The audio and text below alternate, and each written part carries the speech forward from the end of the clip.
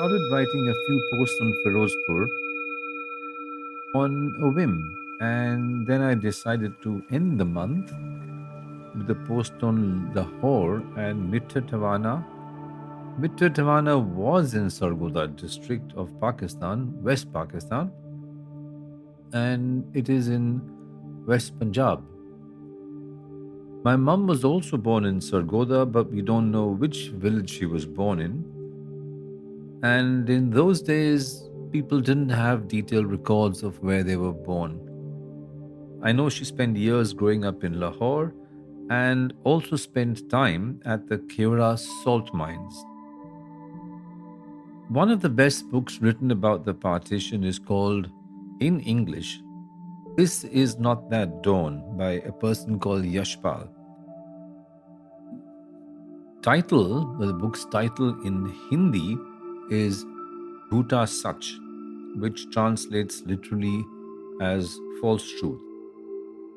Apart from August being my birthday month, it is also the month India and Pakistan became free nations after the British dismembered India. Pakistan celebrated its Independence Day 14th of August, and India celebrated its Independence Day yesterday on the 15th of August. The lines of the partition cut through Punjab in the west and Bengal in the east. And the leaders of the new nations announced the new borders after the Declaration of Independence. And many people suddenly found themselves on the wrong side of the border. That's when the Great Migration and the Holocaust of the partition started. India, according to Jawaharlal Nehru, awoke to a new dawn. For many, it was a false dawn, what probably prompted Yashpal to write the book. Yashpal captured the chaos in his book, This Is Not That Dawn, and not many who've experienced the partition speak of the nightmare. You are interested to read the accounts of some of the people who lived through the partition and who also, let's say, participated in the orgy of violence. Read a book by Jab Bloodied by Ishtiaq Ahmed. The book is harrowing. I read the book years ago and it was emotionally very difficult for me to let it go. I won't dwell on the partition this time, but I might do so later, much later. Anyway, now let me talk about the partition now and then move on to a related topic in the next episode. It is easy to ascribe the blame for the partition to the British, and they deserve most of the blame. No one can or should deny this fact. British have, how do I put it, drawn a few lines in the South Asian map that have caused decades of chaos in the region.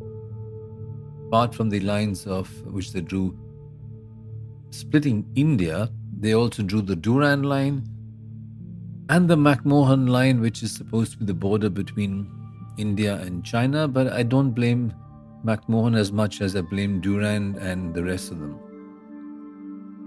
The British, like most people, have a great ability to remember only what they want. They have perfected the art of selective amnesia. Yet the British cannot shoulder all the blame for the partition. We need to blame place some of the blame on Nehru, Gandhi and Jinnah.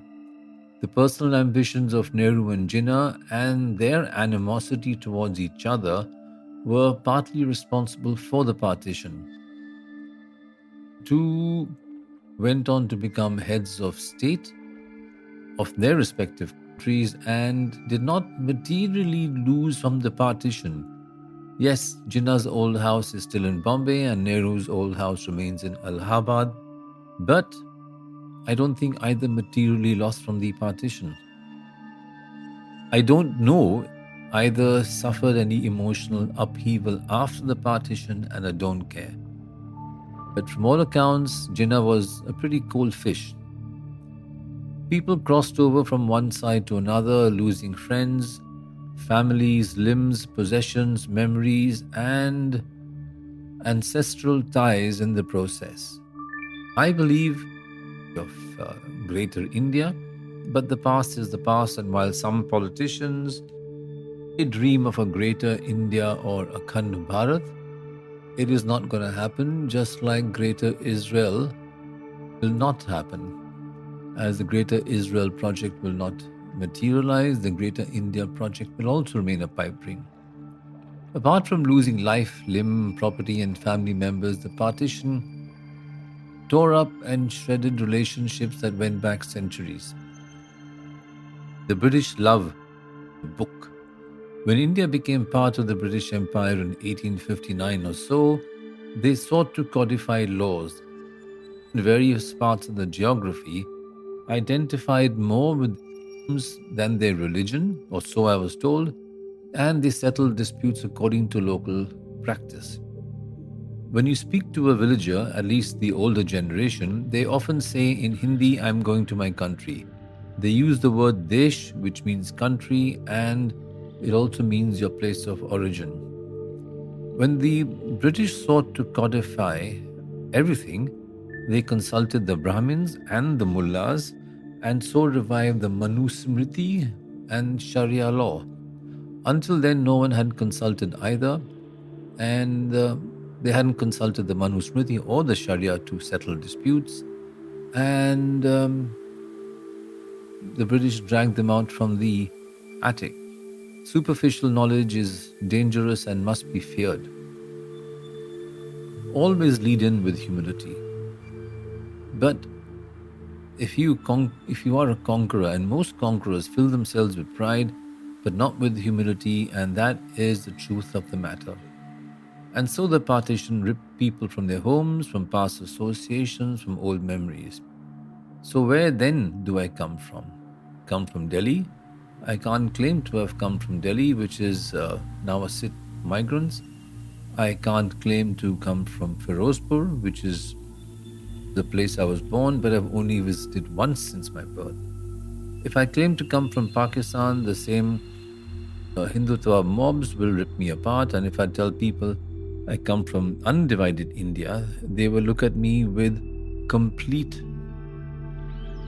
blankness and confusion. I know where my family roots lie, and this knowledge matters to me and my soul, even though it might not be of much practical significance.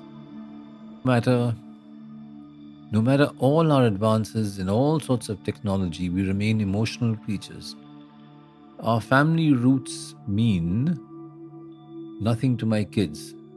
They will make new memories and plant new seeds. And so the great human migration will continue as it has for centuries. But remember, on this day about 79 years or so, while we celebrated independence, thousands of families began their migration from India to Pakistan and vice versa.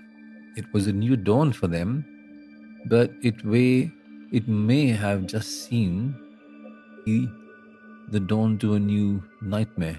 Who knows? But we move on. And if we don't move on, we're going to live in the past, which is of use to anyone. Well, that's it for now. Maybe a slightly depressing episode, but that's life. Rajiv Chopra from the Dusty Michaels saying goodbye for now. Do leave a comment, share your thoughts, spread the good word, share this episode, and